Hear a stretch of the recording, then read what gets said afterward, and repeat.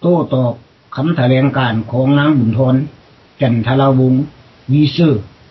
ที่ผู้เกี่ยวต่อต้านพวกเขาฉบับวันที่17 พฤศจิกายน ปี 2013ที่ผู้เกี่ยวง่ายขอนหาระเบิดอดีตฆาตกรโหดบ้านวังเตาประเทศลาวผู้รับใช้แผนการแนวที่5ของคอมมิวนิสต์ลาวแก้วเผด็จการขายชาติอิงตามคำแถลงการในวันดังกล่าวที่นางบุญทนประธานพันธมิตรเพื่อประชาธิปไตยในลาวที่ต่อต้านพวกเขาพรรคเสรีประชาธิปไตยลาวร่วมหัวกับทานแสงกิจละไลที่ยุยงส่งเสริมให้ประชาชนลาวผู้รักชาติที่องอาจกล้าหาญออกมาประท้วงเพื่อให้เราเผด็จการ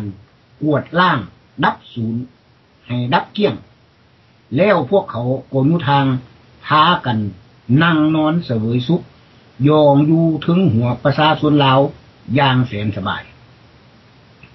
นางบุญทนเข้าร่วมการจัดตั้งบนใดก็แตกแยกบนนั้นเช่นนำพนาทานอินแปลงสุริยไทยทานดร.สมบุญทรนินทานคำผุยศรีสวัสดีปัจจุบันแม่นรัฐบาลพัดทิน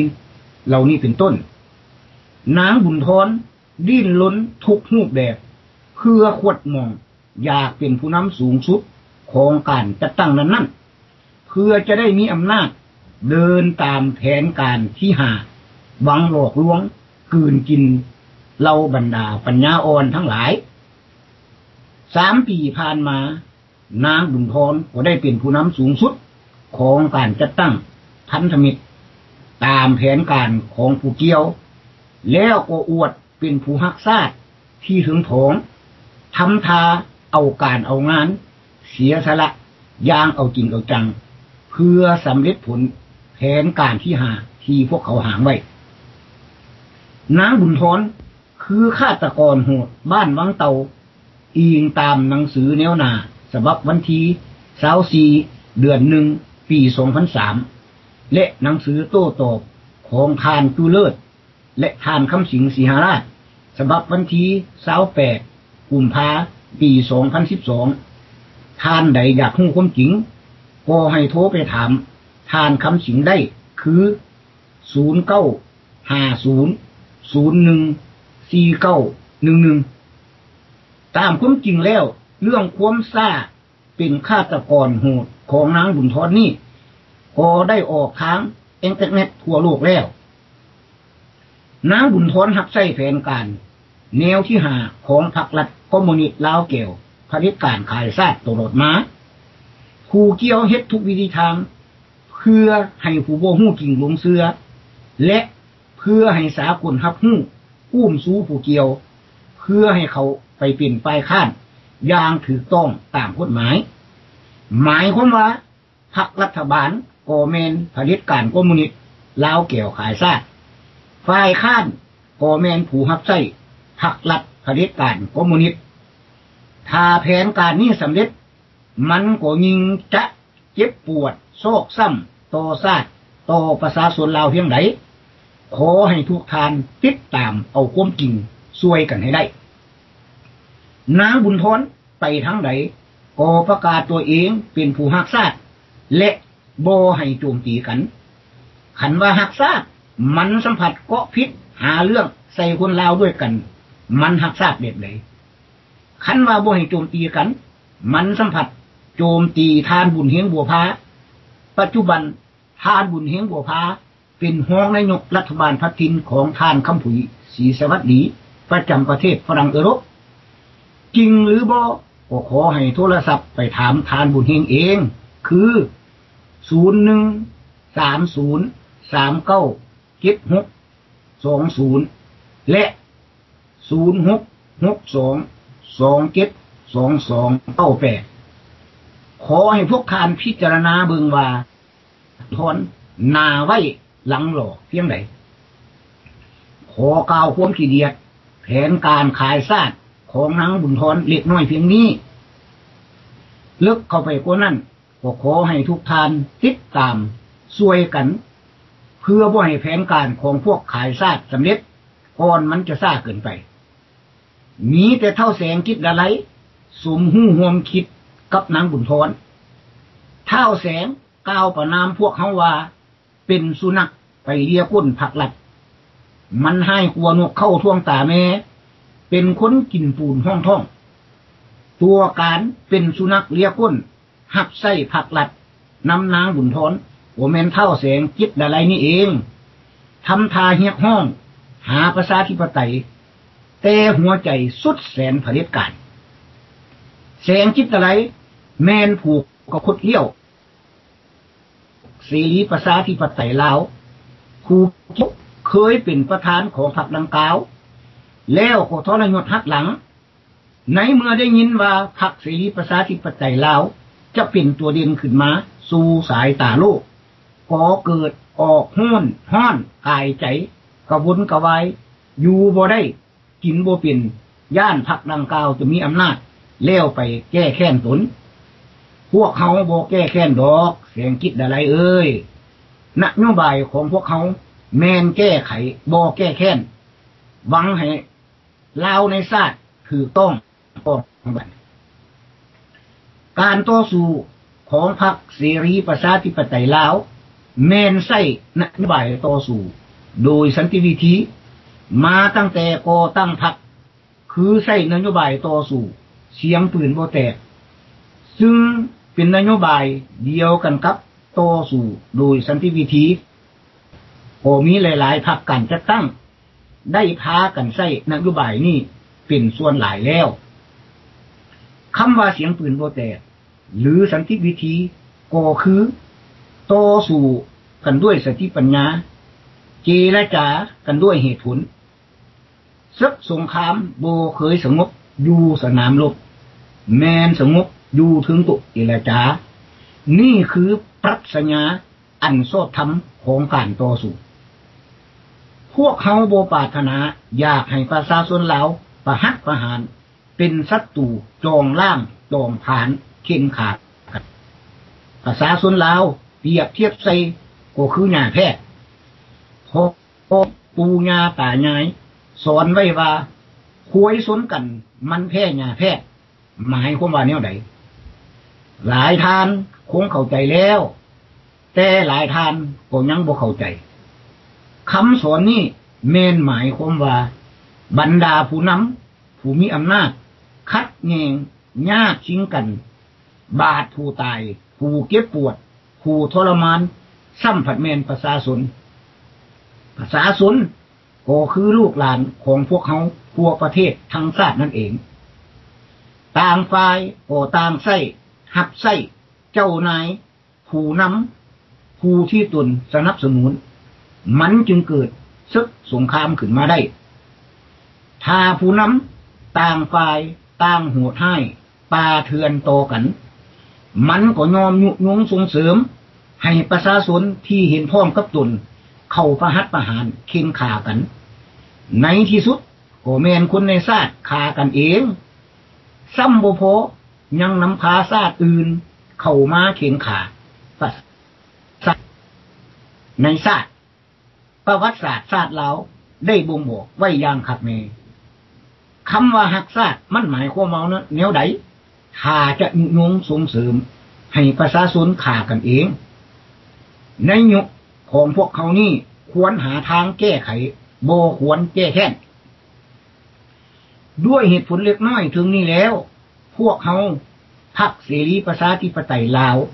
จึงใช้นโยบายเสียงปืนบ่แตกหรือต่อสู้โดยสันติวิธีก็คือต่อสู้ทุกวิธีทางเพื่อบ่ให้ประชาชนลาวตกเป็นเครื่องมือของพรรคใดกลุ่มใดการจัดตั้งใดอำนาจใดบัญชาให้ประชาชนในชาติเฮ็ดศึกสงครามเข็นฆ่ากันเองหากเราเฮาฆ่ากันตายหมดแล้วก็เท่ากับถือแห้วของพวกจักรพรรดิท้องถิ่นที่หวังกืนกินพื้นแผ่นดินลาวที่พวกเขาพากันกืนกินมาแล้วหลายกว่าครึ่งประชาชนลาวก็เหลือบ่พอ 10% พ พวกเฮาบ่ปรารถนาให้ประวัติศาสตร์อันเจ็บปวดซอกซ้ำขมคืนถอยหลังลงของซ้ำห้อยอีกการที่พวกเขาบ่เห็นพร้อมให้ประชาชนผู้องอาจกล้าหาญผู้มีอุดมการณ์ชาติสูงออกมาประท้วงอยู่ภายในประเทศนั้นก็ย้อนว่าได้มีบทเรียนมาแล้วได้เห็นมาแล้วที่เราบรรดาออกมาประท้วงนั้นถูกจับกุมถูกเค้นฆ่าถูกทรมานมาหลายแล้วโดยที่พวกยุยงส่งเสริมช่วยพวกเขาเหล่านั้นบ่ได้แก่อย่างไรเลยท้าวแสงจิตดาไลว่ารัฐบาลลาวต้องรับผิดชอบจริงอยู่รัฐบาลลาวต้องรับผิดชอบในการกระทำอันซัวให้เผด็จการป่าเถื่อนของพวกเขาแต่ในเมื่อพวกเขาคือพวกเผด็จการป่าเถื่อนแล้วเฮ็ดแนวใดพวกเขาจะไปรับผิดชอบได้มีแต่พวกเขาจะพากันสมน้ำหน้าซ้ำตีและขอถามท้าวแสงจิตดาไลนางบุญทนผู้ยุยงส่งเสริมให้บรรดาผู้รักชาติออกมาประท้วงที่ถูกจับถูกฆ่าประมาณนั้นได้รับผิดชอบสดสวยครอบครัวลูกเมียของเขาเจ้าได้เพียงไหนแล้วฉะนั้นพวกเขาพรรคเสรีประชาธิปไตยลาวจึงบ่เห็นพร้อมให้ประชาชนลาวผู้องอาจกล้าหาญออกมาประท้วงอย่างเปิดเผยอันเป็นการยุยงส่งเสริมให้คนดีๆมีอุดมการณ์ชาติต่อสู่อันสูงส่งออกมาให้พวกเผด็จการป่าเถื่อนฆ่าถิ่มละล่ามันจะหมดคุณค่าแห่งการต่อสู้การต่อสู้มันก็มีหลายอันพันอย่างบ่แม่นออกมาประท้วงแล้วว่าเป็นนักต่อสู้โลดถ้าออกมาตายถิ่มละล่าก็ยังจะยุยงส่งเสริมให้กันไปตายตื่นอีกอยู่บ่เป็นหยังพวกทานบ่เข้าไปนำพาออกหน้าออกตาประท้วงต่อสู้อยู่ในประเทศลาวหุ้นพากันมาหดหัวอยู่ประเทศที่3เฮ็ดหยังและเพื่อหยังยั่วให้ประชาชนออกมาตายแล้วก็อวดว่าตนเป็นนักต่อสู้ซั่นบ่นางบุญทนท้าวแสงให้พวกเจ้าเข้าไปนำพาต่อสู้อยู่ถึงผืนแผ่นดินลาวหุ้นแล้วจะยกน้อพวกทานเหนืออองซันซูจีแห่งเมียนมาและสำลังสีแห่งกัมพูชาท้าวสีใสผัวเก่าของนางบุญทนได้ประนามนางบุญทนว่าอีนางอันนี้อยากเป็นอองซันซูจีของลาวแม่แล้วอองซันซูจีของลาวมันต้องหดหัวอยู่ประเทศที่3แล้วก็ยุยงให้ประชาชนลาวออกมาตายต่างตนอันเป็นการหับไส้แผนการที่5ของพวกเผด็จการขายชาติอย่างเปิดแผ่นการต่อสู้ต้องเบิ่งเหตุการณ์และสภาพการว่าสมควรแบบใดบ่แม่นสู่เอาหัวสนฝาบ่แม่นเอาหัวยางต่างตีนบ่แม่นลักตาเว้าบ่แม่นเอาอารมณ์เอาความอิจฉาริษยามากล่าวประณามต่อต้านกันพรรคเสรีประชาธิปไตยลาวเคยประกาศให้ประชาชนลาวประท้วงเงียบบ่ให้ออกมาปรากฏตัวในโอกาสอันบ่เหมาะสมอันเป็นการหื้อเสืออยู่หลังตนเองอันเป็นการเฮ็ดให้ศัตรูหู้หังมันกันดานแก่ตัวเองและครอบครัวการประท้วงเงียบก็คือบ่ห่วมไม้บ่ห่วมมือบ่ให้การสนับสนุนพรรครัฐนี่ก็คือส่วนหนึ่งในการประท้วงในการต่อสู้ทั้งปลอดภัยอีกมันก็สุดแล้วแต่ยุทธวิธีของไผของลาวบ่แม่นว่าเฮ็ดบ่คือพวกทานแล้วว่าซัวว่าฮับไส้ขายซากนำพวกเผด็จการขายซากโลด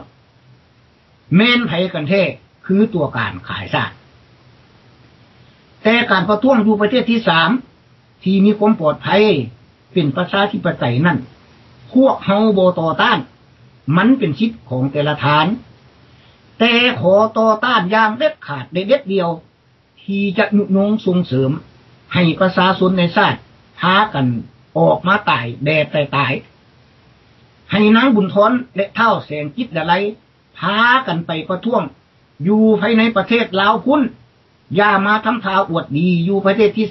3แล้วพากันจองหองด่าพุ่นประนามพี่เว้าเรื่องการจัดตั้งปี2014ระหว่างพรรครัฐเวียงจันทน์และพรรคเสรีประชาธิปไตยลาวโดยแม่นอาจารย์สุนึกพงษ์สุวรรณเป็นประธานพรรคนั้นเป็นหยังนางบุญทรฆาตกรโหดบ้านบางเตาจึงฮีเฝ้าออกมาประนามออกมาต่อต้านพวกเขาโลดกล่าวหาว่าพวกเขาหลอกเอาลาวนอกเข้าไปเลือกตั้งหลอกเสือเข้าทำเพื่อรับศูนย์คำกล่าวหานี่แม้นเป็นการหับไส้แทนการที่หาของพวกประเผด็จการขายซากสร้างความปั่นป่วนหวังยุยงให้ประชาชนลาวเกลียดชังต่อต้านพวกเขานางบุญทรเอาความเว้ามาแต่ไสว่าพวกเขาหลอกเอาลาวนอกเข้าไปเลือกตั้งหลอกเสือเข้าทำเพื่อรับศูนย์อาจารย์สมนึกพงษ์สุวรรณในนามประธานพรรคเสรีประชาธิปไตยลาวเพิ่นก็ได้ประกาศอย่างสง่าราศีตลอดมาว่าจะมีการเลือกตั้งระหว่างลาวทั่วโลกที่มีประชาชนลาวอาศัยอยู่นับตั้งแต่ประเทศลาวประเทศไทยและประเทศที่3อื่นทั่วโลกโดยจะมีการเลือกตั้งเอาพรรคต่อพรรคสากลคือพรรคเสรีประชาธิปไตยลาวและพรรครัฐในลาวปัจจุบันขอให้ผู้ต่างหน้าแต่ละประเทศติดต่อซอกหาอาสาสมัครเป็นกรรมการเลือกตั้งประจำประเทศของไผ่ลาวฉะนั้นถนอมในน้ำผู้ต่างหน้าพรรคประจำประเทศฝรั่งเอรบจึงได้ติดต่อซอกหาอาสาสมัครได้มาแล้ว70กว่าทานอยู่ประเทศฝรั่งก็มีหลายประเทศเบลจิกก็มีประเทศเยอรมนีที่อีนางบุญทรอาศัยอยู่นี่ก็มีการติดต่อซอกหาอาสาสมัครเป็นกรรมการเลือกตั้งนี้พวกเขามีนโยบายฮับเอาหมดทุกกลุ่มทุกการจัดตั้งว่าบุคคลเหล่านั้นจะมาจากไสเป็นไผสีใดพวกเขาก็ยินดีฮับเอาเพราะถือว่าการเลือกตั้งนี้แม่นภารกิจชาติแม่นภารกิจของประชาชนทุกคนนี่แหละคือนโยบายที่แท้จริงบ่แม่นจะยุยงส่งเสริมให้คนในชาติฆ่ากันเองแล้วจะถือว่าตนเป็นคนรักชาติได้แน่ใดให้นางบุญทรถามกรรมการ10กว่าทานที่ถนอมติดต่อขอให้เป็นกรรมการเลือกตั้งนั้นเบิ่งดูว่าถนอมได้สัดส่วนเข้าไปเลือกตั้งอยู่ประเทศลาวหรืออยู่ไสกันแท้บัตรเชิญที่ถนอมเชิญ70กว่าทานเข้าร่วมประชุมเมื่อวันที่11เดือน11ปี2013นั้นก็เป็นหลักฐานยั่งยืนว่าพวกเขาบ่ได้หลอกลาวนอกเข้าไปตั้งอีนางบุญทรกล่าวหามันเป็นสิทธิ์ที่พวกเขามีสิทธิ์จะตั้งต่อสู้กับระบอบเผด็จการตามนโยบายตามยุทธศาสตร์ตามแผนการต่อสู้ของไผ่ลาวแล้วอยู่บ่อยู่นางบุญทรและเท่าแสงจิตดาไลก็พากันออกมาต่อต้านพวกเขาเพื่อหยังพวกท่านละเมิดสิทธิ์ของพวกเขาเกินไปแล้วมันจะตั้งหยังกับพวกเผด็จการต่อสู้กับเผด็จการเสียหรือได้มันก็คือเผด็จการตัวเดียวกันนั่นเองการเลือกตั้งปี2014ยังอีกปีเดียวก็จะฮู้จริงแต่เป็นหยังอีนางบุญทรจึงออกฮ้อนกระวนกระวายออกมาโจมตีต่อต้านพวกเขาก็ย้อนว่าแผนการทำลายขายชาติของอีนางอันนี้จะบ่สำเร็จยังเพียงปีเดียวอีนางบุญทรก็จะขาดใจตายแล้วตายไปเสียก็ดีมันจึงจะบ่มีผู้สืบต่อพวกขายชาติพวกเข็นขาประชาชนลาวอีกเรื่องเลือกตั้งนี้ นายกท้องศิลป์ธรรมวงศ์ก็ได้ประกาศเมื่อกองประชุมที่6 พฤศจิกายน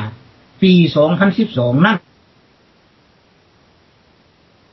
บ่ให้มีการแทรกแซงกันและให้ประชาชนลาวมีสิทธิ์เลือกเอาระบบการปกครองของเขาเจ้าฟังเป็นบ่เข้าใจบ่ว่ามีความหมายแนวใดมีหลายคนแปลความหมายบ่ถูกย้อนบ่ฮู้จริงหรืออาจมีทิฏฐิมานะเกินไปเรื่องมาตรา3นั้นมันก็จะหมดไปอย่างปริญญาเองอย่าอวดตัวเป็นผู้เก่งกว่าสากลอีนางบุญทรบักเท่าเสียงกิจอะไรเอ้ยถ้าเวียดนามบ่ยอมถอนทัพออกจากการแทรกแซงของลาวมันก็จะถูกสากลหุ่มประนามอันเป็นการฆ่าตัวตายการถอนก็บ่แม่นจะถอนโลดแผนการเมืองมันก็ค่อยเป็นค่อยไปจะให้ได้ใจฝ่ายหนึ่งฝ่ายเดียวบ่ได้เหตุการณ์เมืองการต่อสู้มาจากปีแล้วอีนางบุญทรเป็นหยังคือมาจองหองอวดดีลื่นผู้อื่นเอาแท้เอาว่าวิธีการของพวกท่าน2 คนนี้พวกเขาถือว่าล้าสมัยแล้วเพราะพวกเขาได้ผ่านพากับวิธีการแบบพวกท่านนี่มาพอแหงแล้วบ่ดังนั้นพวกเขาบ่ถึงขั้นนี้ดอกพวกเขาประกาศจะมีการเลือกตั้งคนจะนำพาเอาประชาธิปไตยให้ประชาชนลาวสวมใส่แทนที่พวกท่าน2 คนจะภูมิใจหาทางสดสวยเฮ็ดแนวใดจะได้เข้าไปสร้างสาพัฒนาประเทศชาติให้ถูกต้องตามกฎหมายและปลอดภัยแต่พวกสูสัมผัสพากันต้านสันติภาพพวกสู2 คนแม่นไผกันแท้จึงพากันต้านแผนการสันติภาพที่สากลสนับสนุนการต่อสู้ของทุกๆพรรคการเมืองแม้นมีจุดประสงค์2 ข้อใหญ่ๆเท่านั้นเพื่อจะนำเอาประชาธิปไตยเข้าสู่ประเทศลาวคือ 1. ต้องการสนับสนุนจากประชาชน 2. ต้องการสนับสนุนจากสากลในเมื่อพรรคเสรีประชาธิปไตยลาวได้2 ข้อนี้แล้วเป็นหยังนางบุญทรและเท่าแสงกิจอะไรจึงพากันต่อต้านถ้าบ่แม่นพวกแนวที่หับใส่ระบบเผด็จการขายซากพวกเฮามีนโยบายแก้ไขบ่แก้แค้นหรือเสียงปืนบ่แตกหรือโดยสันติวิธีดังที่ได้กล่าวมาแล้วถึงนี้ตั้งแต่ก่อตั้งพรรคปี1984พุ่นมาฉะนั้นสากลจึงเห็นพ้องสนับสนุนพวกเขาให้ซอกซองวางหาทางโอ้ล้มหรือเจรจากับพรรคลับโดยสันติวิธีเพื่อเข้าร่วมพัฒนาชาติช่วยกันด้วยการเลือกตั้งเอาพรรคต่อพรรคเสียก่อนดังที่ศูนย์กลางพรรค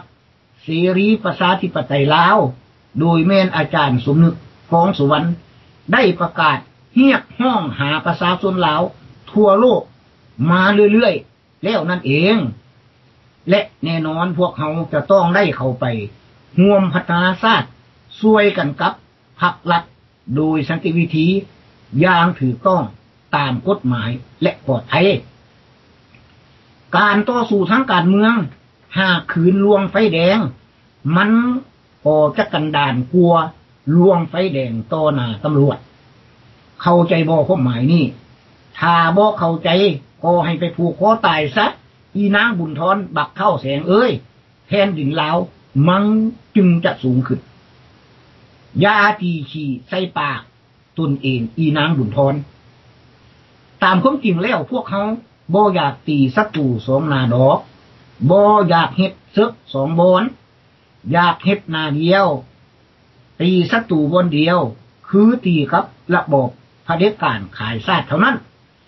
แต่ในเมื่อบีบบังคับให้ได้เฮ็ดศึก2 บอนก็ต้องจำเป็นวันที่23 เดือน11 ปี 2013ผู้ต่างมาพรรคเสรีประชาธิปไตยลาวประจำประเทศฝรั่งเศสถนอมณ สีเชียงใหม่